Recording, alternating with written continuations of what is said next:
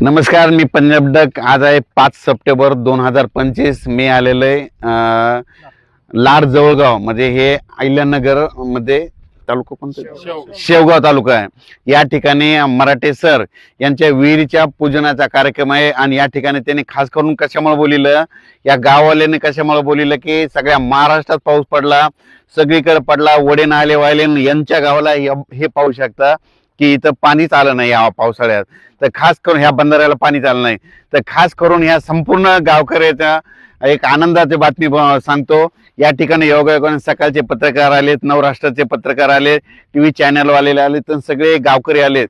तर सगळ्यासाठी आनंदाची बातमी तुमच्या या अहिल्यानगर आणि बीड जिल्ह्यामध्ये, म्हणजे ही बाँड्रीच आहे. अहिल्यानगर आणि बीड जिल्ह्यामध्ये 14 सप्टेंबर, 15 सप्टेंबर, 16 आणि 17च्या दरम्यान ह्या तळ्यामध्ये पाणी येणार आहे, म्हणून ही सर्वप्रथम आनंदाची बातमी. म्हणजे सांगायचं झालं तर समजा तुमच्या अहिल्यानगर बीड जिल्ह्यामध्येच नाही पाऊस पडणार, तर संपूर्ण महाराष्ट्रामध्ये 13 सप्टेंबर पासून ते 18 सप्टेंबरच्या दरम्यान दररोज वेगवेगळ्या भागात पाऊस पडणार आहे, म्हणून ही अंदाज लक्षात द्यायचा. आज आहे 5 सप्टेंबर, 6 सप्टेंबर.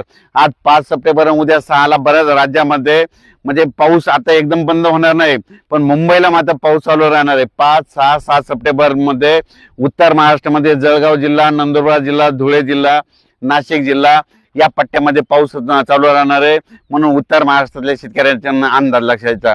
त्याच्यानंतर काय झालं, मराठवाडा आणि विदर्भातल्या शेतकऱ्याला सांगू इच्छितो की काही जणांचे मूग काढणं चालू आहे, उडीद काढणं चालू आहे. तुम्ही काय करा, 13 सप्टेंबर पर्यंत तुमचे उडीद मूग काढून घ्या, कारण की 13 सप्टेंबर पासून काय होणार आहे, पूर्व विदर्भाकडून पावसाला सुरुवात होणार आहे. 13 सप्टेंबरला नागपूर, यवतमाळकडे पाऊस, नांदेडकडे असणार आहे. 14ला तो पाऊस मराठवाड्यात येणार आहे. 15ला आणखीन पुढे सरकणार आहे.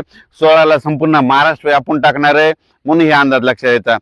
म्हणजे सांगायचं झालं तर राज्यात जवळपास 13 सप्टेंबर पासून ते 17 सप्टेंबरच्या दरम्यान दररोज वेगवेगळ्या भागात चांगला पाऊस पडणार आहे. आणि जे भाग वंचित राहिला त्या भागामध्ये देखील पाऊस राहणार आहे, म्हणून ही खास करून आनंदाची बातमी. त्याच्यानंतर अहिल्यानगर भागामध्ये काय झालं की कोपरगाव झालं, राहता झालं, शिर्डी झालं, टाकळी ढोकेश्वर झालं, पुन्हा बेलपिंपळगाव झालं, या बालम टाकळी या पट्ट्यामध्ये काय झालं, पाऊसच पडलेला नाही. तर ह्या पट्ट्यातल्या सर्व शेतकऱ्याला आनंदाची बातमी.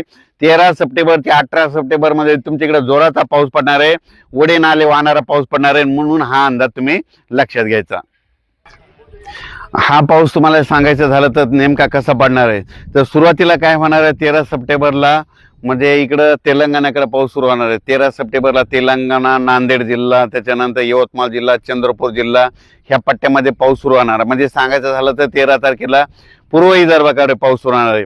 त्याच्यानंतर ते पाऊस काय होणार, 13 सप्टेंबरच्या रात्रीच्याला परत पश्चिमी विदर्भाकडे येणार आहे. मग पश्चिम विदर्भाकडे तुम्हाला सांगायचं झालं तर अकोला जिल्हा, अमरावती जिल्हा, बुलढाणा जिल्हा, हिंगोली जिल्हा, वाशिम जिल्हा ह्या पट्ट्यामध्ये काय होणार आहे, 13 तारखेच्या रात्रीपासून ते 18 तारखेच्या दरम्यान परत ह्या इकडल्या भागामध्ये पाऊस येणार आहे.